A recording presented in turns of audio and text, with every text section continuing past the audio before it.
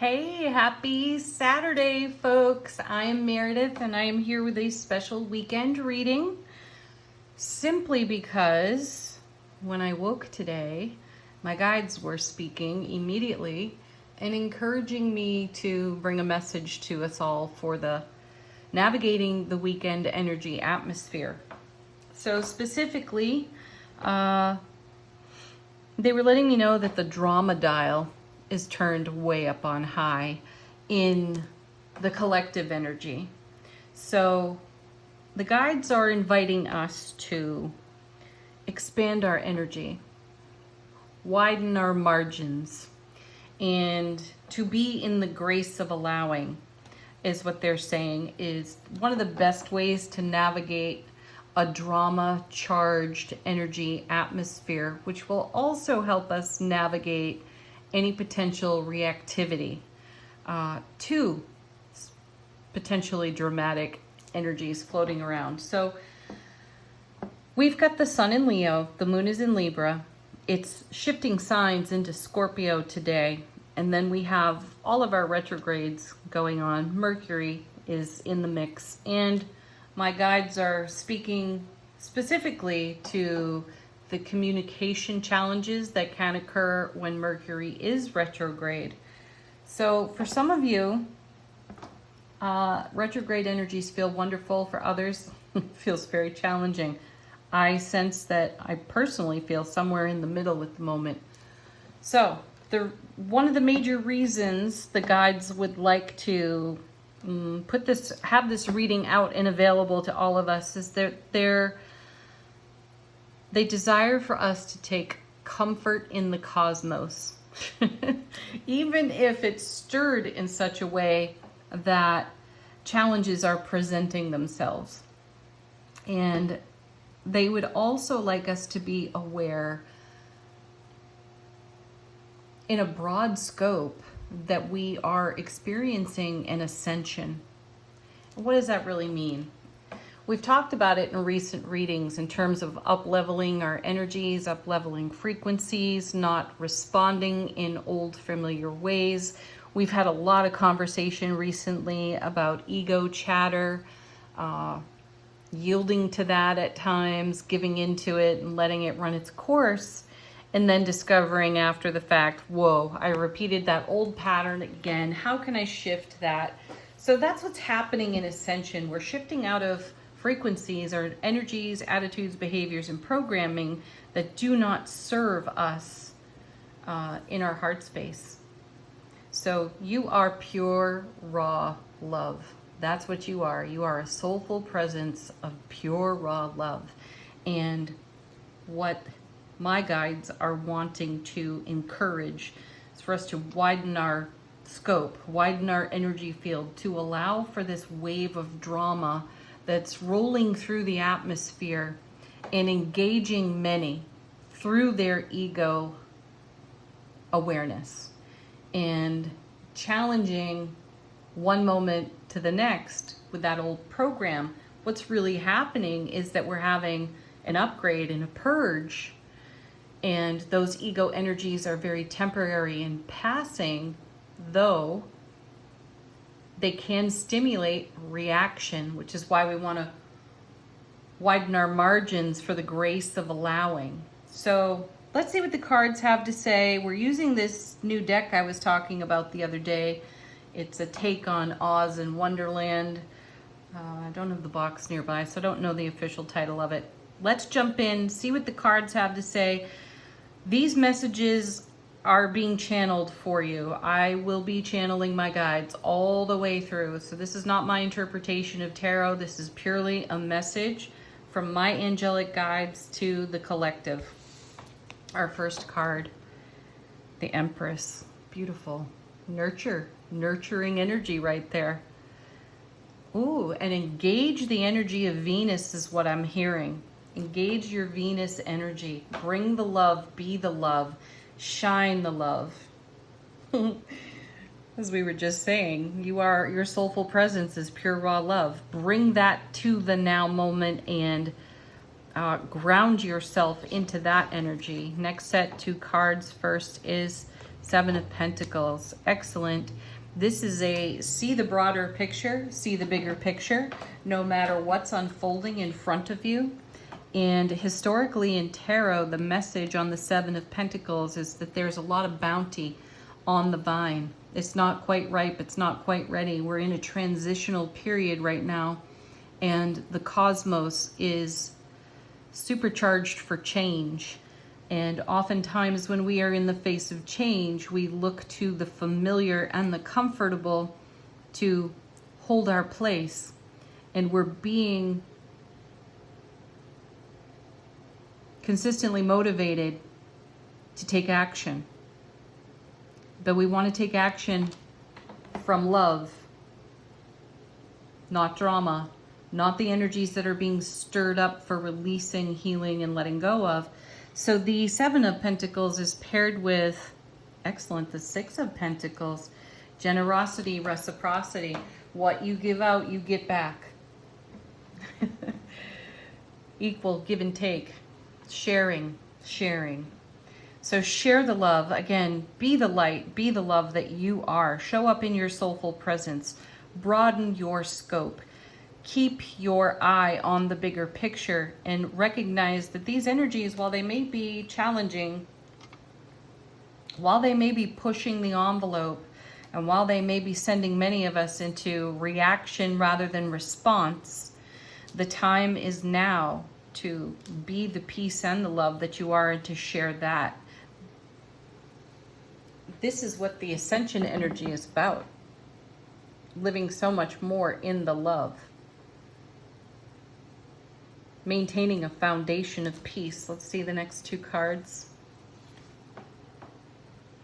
Temperance, perfect, because there's the card of change. There's divine alchemy taking place. And tuning into the astrologers at this time is very key. Listen to what the cosmos is doing and how it's moving, and trust all of it. Everything is happening for us, not to us or at us. It's happening for us. So if you find yourself in reactivity, recognize that response is the higher value energy there.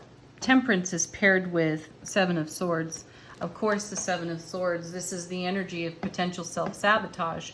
And there can be a clash within the self as heaven touches earth within, and we decide to let go of something that was emotionally wounding that we've carried with us for many years, some of us decades, and we've allowed that old story to continue to tell its tale, and we've allowed that old story to be the filter with which we receive information. So then it is skewed by the ego and its protective nature for the old emotional wound, and then we keep the wound alive by running everything through that filter. Temperance is having us change out the filter. That's the divine alchemy that's taking place. There's far more generosity and room for reciprocity as we look at the bigger picture, see the love that we are, and take action through the love that we are. And then we have the Fool. There is no fear of consequence when you live as your soulful presence at all, because pure, raw love is the highest and greatest frequency and vibration. And if you have not been living within that frequency as often as you would like, you're taking a deeper dive and a greater leap of faith to be in this energy more consistently and fully. Though as you come into contact with others, connect and communicate with others, recognize that you will also be encountering their filters and their old emotional wounds that are rising up, bubbling up to the surface to be let go of and healed. This is not a time to take anything personally. This is a time to clean up our language and the way we express ourselves and the way that we speak our heart. There's no room for protection here. There is only room for great love. Next, the Queen of Cups, paired with the Six of Swords. Yes, moving in a very deep way through the energies of extremely intuitive, Scorpio there, especially in these weekend days, hours and days, and moving into a far greater paradise within self-relationship. That's what's going on with the Six of Swords. You move from less than favorable energies into much more favorable energies, and that transitional time of letting go can feel raw. It can feel as though we are emotionally exposed and unsafe. You couldn't be more safe if you tried, because you're falling deeper into love, because you are the love, which makes you the net. You don't have to be caught. Your love is your net. You've got your own back. So live the love that you are, speak the love that you are, be the love that you are, infuse everything that you do with the love that you are. Now, in the face of a very uncomfortably charged energy atmosphere with a tendency toward drama, this is where one's inner peace must be maintained at all cost. And trust that everything that is unfolding in front of you, that you are a witness to, is there for you to expand yourself and your horizon through nurturing the moment. Let's see what's on the bottom of the deck. How is the universe speaking to us? What are they sharing? What is it sharing? Ace of Swords. There's great epiphany available to each and every one of you. This is everlasting strength, brilliant clarity, truth. So epiphanies surprise us, and they're incoming for each and every one of you tuning in and watching. Well, it's happening to the collective period, though those of you who are getting a sneak peek here in the reading. And then King of Swords, which engages your discernment here, which is so beautiful because you're now running the suit from Ace to King.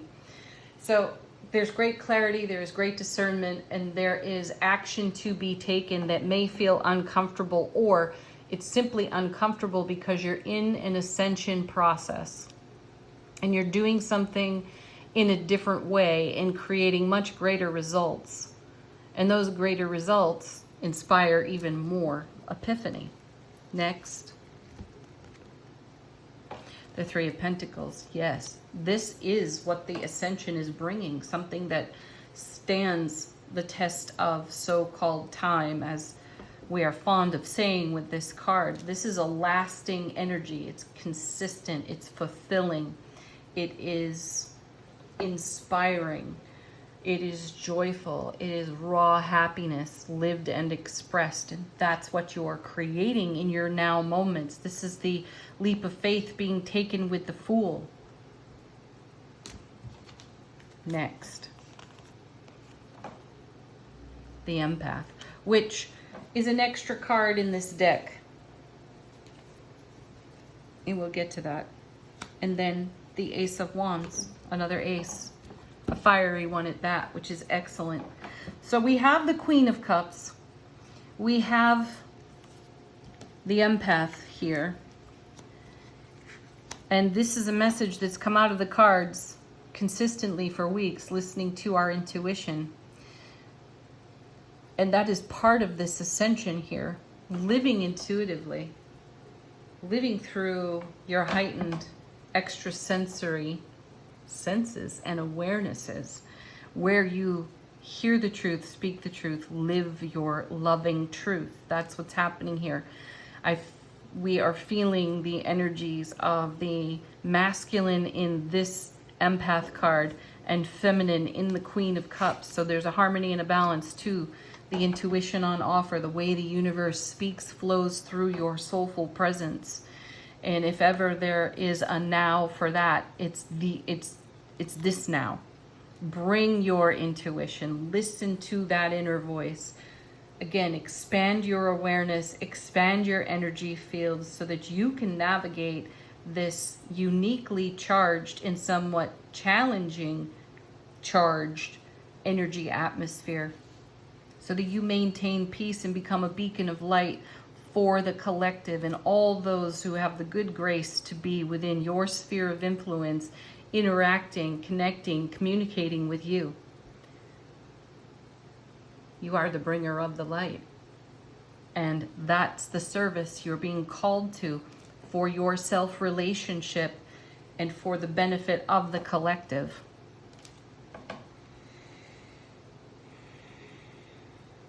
There's no drama in any of this energy here. And it's simple to shift gears out of a dramatically charged energy atmosphere into your own heart space, feeling connected in self-relationship to your heart-mind coherence, and to live that energy broadcast, thrive that energy, thrive within that energy broadcast, and create moment-to-moment results for yourself that are uplifting and more encouraging and more inspiring. And the more you listen to the inner voice, the more passionate it becomes. Hence this wonderful, wild Ace of Wands showing up on the table here. This is creativity, motivation, action, fire. It's passion. So live your passionate heart.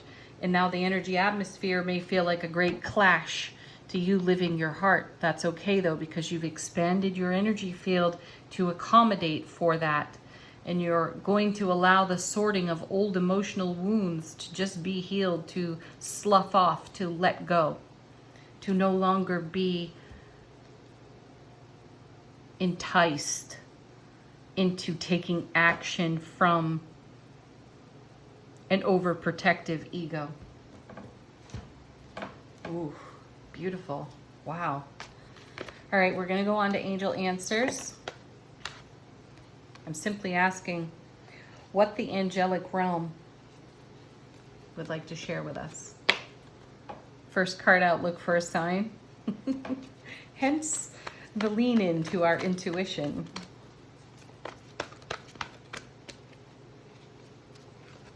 Perfect timing, divine timing.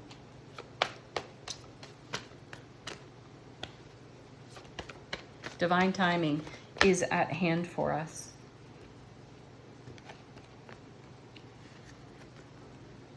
There is no need to worry.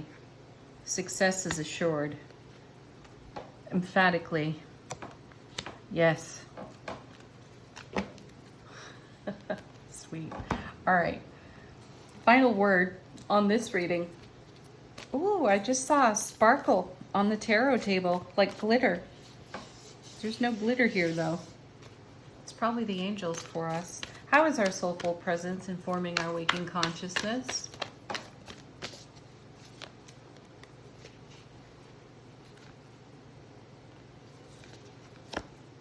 What a perfect card. Knight. Be brave and honest. Tell yourself the truth if your ego is rising up, if an old emotional wound is stimulated. If you go into self-protection mode, recognize that the energy atmosphere is charged in that way to encourage you into that energy, and then to take steps beyond, hence the Fool's presence. Take the leap of faith, go deeper into your soulful awareness and your love. I like that we have another sword here too. Feels like the Ace of Swords showing up twice. Well, 3 times, because we have the King as well. Excellent. I trust this message brings a measure of contentment and happiness. As I said at the beginning, it's really rare for me to do a weekend reading, though, to wake this morning and hop out of bed and start the day and have my guides so very present with their encouragement for this message. I completely trust that there are many of you out there who really will be inspired by it. Have a beautiful weekend. Peace, love, happiness. Namaste.